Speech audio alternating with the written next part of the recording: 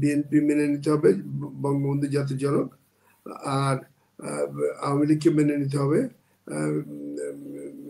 জিয়াউর রহমান বঙ্গবন্ধুর পক্ষে স্বাধীনতার ঘোষণা।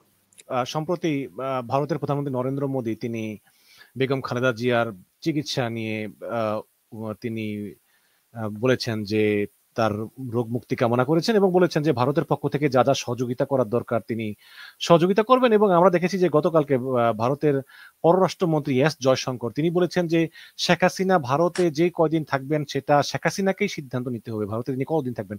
তো এই সব মিলিয়ে আপনার কাছে কি মনে হয় যে 5ই আগস্ট পরবর্তী সময় আমরা যে তিক্ততা দেখেছি ভারতের সরকারের সঙ্গে বাংলাদেশ সরকারের সম্পর্কের, আপনি কি মনে করেন যে আসলে সেই বিষয়ে একটা পরিবর্তন হয়েছে, ভারত আসলে আওয়ামী লীগের দিক থেকে মুখ ফিরিয়ে নিয়ে এখন ভারত বিএনপির সঙ্গে সম্পর্ক উন্নয়নের চেষ্টা করতেছে? এটা আমি 2020-22 সাল থেকেই জানি, 2022 সাল থেকেই জানি যে ভারত বিএনপির সাথে একটা সম্পর্ক করতে চায়। আমি G20-তে ইন্ডিয়া গেছিলাম, তখন ওদের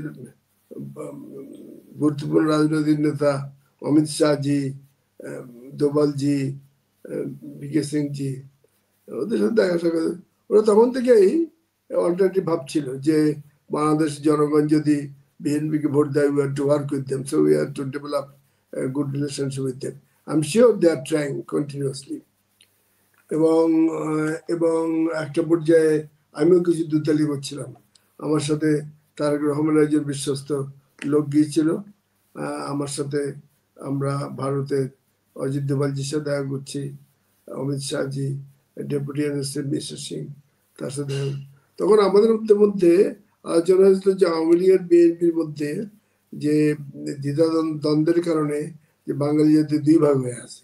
তো আমরা মুক্তিযোদ্ধারা, it is our thought at the beginning, from long ago, 2010 সাল থেকে বলতে পারেন, আমাদের দেশে মুক্তিযোদ্ধা যারা গ্যারান্টি অ্যাওয়ার্ড হোল্ডার, বীরত্তম বীর বিক্রম, এবং আমরা যারা নেতৃত্ব দেই, তারা আমরা কন্টিনিউয়াসলি চেষ্টা করলাম যে এই দুই দলের মধ্যে ভাঙনটা কোন জায়গায়। এক দল বলছে জাতির পিতা, আর এক দল বলছে স্বাধীনতার ঘোষক। এই জায়গায় আমরা একটা মিলন তৈরি করলাম। উভয় দলের মধ্যে যারা গার্জিয়ান স্বরূপ তাদের মিলে আমরা বীরত্তমরা বসে ঠিক করলাম বিএনপি মেনে নিতে হবে, বঙ্গবন্ধু জাতির জনক, আর আওয়ামী লীগকে মেনে নিতে হবে, জিয়াউর রহমান বঙ্গবন্ধুর পক্ষে স্বাধীনতার ঘোষণা। তো এইটা আমি তোমার সামনে নাম বলছি, উনি এবং ওনার মতো যারা সিনিয়র মোস্ট তারা একটা ওয়েলকাম করলাম সেই 2022 সালে 20 সালে, তাহলে তোমরা করো। এবং আমরা এগিয়ে যাচ্ছিলাম, আমরা ভারতের যারা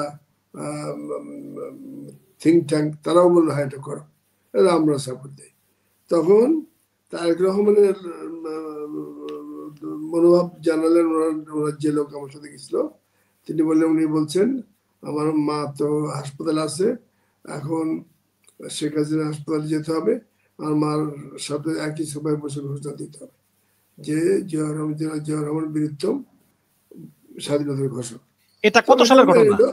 এটা কত সালের ঘটনা? কত সালের ঘটনা? 2020-2022।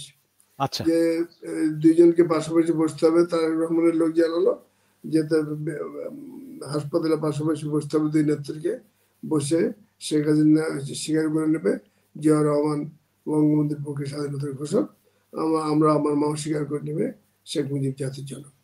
এইটা করে সব করে টোরে আমরা যখন ঢাকায় আসলাম, তখন আওয়ামী লীগের যারা স্টলওয়ার্স তারা কিন্তু মনে প্রাণে খুশি হয়ে গেল, তারা মেনেও নিল। কিন্তু তাদের নেত্রী, বাচাল নেত্রী, তাদের নেত্রী নিষ্ঠুর নির্মম। আমরা যে বীরত্তমরা আমরা গিয়ে তাকে প্রস্তাব দিয়েছিলাম, তিনি পারলে আমাদেরকে লাঠি মারে, এরকম অবস্থা। প্রথম বললো মিষ্টি আনলেন, তারপর যখন এটা বললাম ওরা মিষ্টি হবে না, যান আপনি চলে যান। মানে তার সীমা লঙ্ঘনকারী, কোরআন শরীফে আল্লাহ বলছে আমি সীমা লঙ্ঘনকারীকে পছন্দ করি না, সেটা চরম সীমা লঙ্ঘনকারী। সেই পর্যন্ত তার এই পরিণত হয়েছে। কিন্তু আমরা মনে করি এই দুই দল মুক্তিযুদ্ধের দল, এই দুই দলের মধ্যে মিলন করে বাঙালি জাতিকে বাঁচাতে হবে। তাহলে বাঙালি জাতি দ্বিধাবিভক্ত থাকলে আমাদের প্রতিবেশী শত্রু দেশগুলো লাভবান হবে, তারা লাভবান হবে। দেখেন রেড ক্লিপ was a bastard criminal characterless. সে সে বঙ্গবন্ধু উনিশে কেটে টুকরো টুকরো করে আমাদেরকে ছোট ইস্ট পাকিস্তান একটা দেশের পেটের মধ্যে ঢুকে দিয়ে গেল। আমাদের নিঃশ্বাস নেবার জায়গা নেই, ডাইনে ফিরতে পারি না, বামে ফিরতে পারি না, সামনে যেতে পারি না, পিছনে শুধু বেয়া বেঙ্গল দিকে যেতে পারি। এই অবস্থায় আমাদের মুক্তি নাই। সেই জন্যে আমরা আমরা প্রতিবেশী পাল্টাতে পারবো না। সুতরাং প্রতিবেশীদের সাথে আমরা যারা মুক্তিযুদ্ধের নেতা, আমরা মনে করি উই লাভ আওয়ার কান্ট্রি, আমরা দরকারি will again sacrifice our life for the country. কিন্তু কান্ট্রির সার্বভৌমত্ব রক্ষার জন্যে, যার জন্য 30 লাখ লোক 71 শহীদ হয়ে গেছে, সেই জন্য আমরা এটাকে উইন উইন করে বাঁচাতে চাই দেশটাকে। তবে এছাড়া আরো বড় পরিকল্পনা আছে মুক্তিযোদ্ধাদের, সেটা আলোচনা দরকার আমি বলবো। জি, কিন্তু আমরা আপনি অবশ্যই চান যে বিএনপির সঙ্গে ভারতের সম্পর্ক উন্নয়ন হোক, এবং আপনি বলেছেন যে আমরা প্রতিবেশী পাল্টাতে পারবো না, সুতরাং দেশকে ভালোভাবে পরিচালনা ভারতও পারবে না। সুতরাং আমাদের এই দেশকে পরিচালনার স্বার্থেই আসলে ভারতের সঙ্গে আমাদের সম্পর্ক দরকার। কিন্তু সেই সম্পর্ক আসলে কি রকম চান? শেখ হাসিনার আমলে ভারতের সঙ্গে যে সম্পর্ক ছিল, যে প্রভু, অনেকে বলে যে প্রভু ভিত্তের সম্পর্ক, নাকি পারস্পরিক, মানে রাষ্ট্র টু রাষ্ট্র সম্পর্ক? ইউ আর রাইট, আমরা প্রভুভিত্তিক সম্পর্ক করতে দিব না, এবং এটা আমরা বহুবার বাধা দিতে গেছি সাবেক প্রধানমন্ত্রীর কাছে।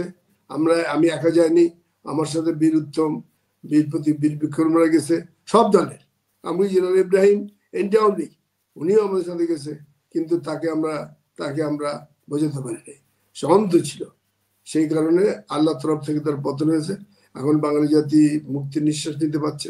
আমরা বাঙালি জাতিকে স্বাধীন সার্বভৌম রাখবো, এবং ভারতের সাথে keeping our head high, we will achieve everything through wins and win. আমরা তার সাথে কোনো সংঘর্ষে যাব না। এবং ভারতের যারা শীর্ষ নেতা আছে, আমি তো আমার সংগঠনের তরফ থেকে তাদের সাথে যোগাযোগ আছে, তারাও যোগাযোগ করে, ওদের অ্যাম্বাসিডারও যোগাযোগ করে, তাদের মনোভাব ভালো, এবং তারা বিএনপি গভর্নমেন্ট ফর্ম করলে they will welcome, they will cooperate.